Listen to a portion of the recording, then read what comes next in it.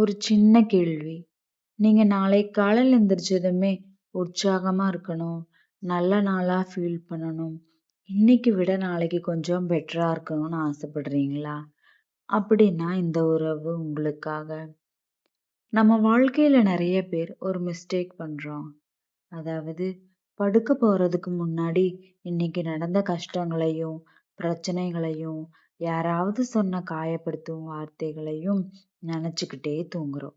அப்புறம் என்னாகும்? உடம்பு தூங்கும். ஆனா மனசு தூங்காது. அது அந்த கவலைகளையே இரவு முழுக்க சுமந்துக்கிட்டு இருக்கும். அதனாலதான் இன்னைக்கு இரவு ஒரு சின்ன சேஞ்ச் பண்ணி பார்ப்போமா?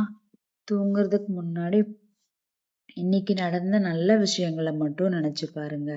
அது பெரிய விஷயமா இருக்க வேண்டிய அவசியம் இல்ல.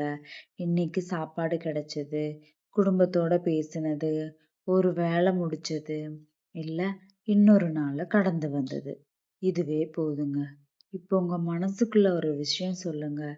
நான் முயற்சி பண்ணிட்டு இருக்கேன். நான் தோத்து போகல. என்னோட நேரம் வரும். நாளைக்கு இன்னும் நல்ல நாளா இருக்கும்னு. இந்த வார்த்தைகளை சாதாரணமா எடுத்துக்காதீங்க.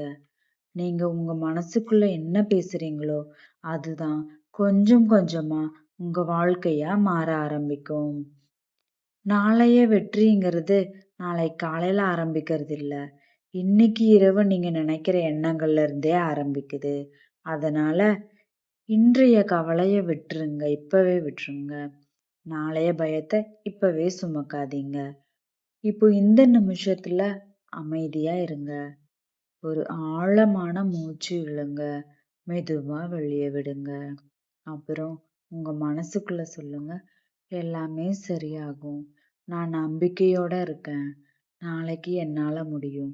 அவ்வளவுதாங்க. சில நேரங்கள்ல வாழ்க்கைய மாத்த பெரிய விஷயங்கள் தேவையில்லை.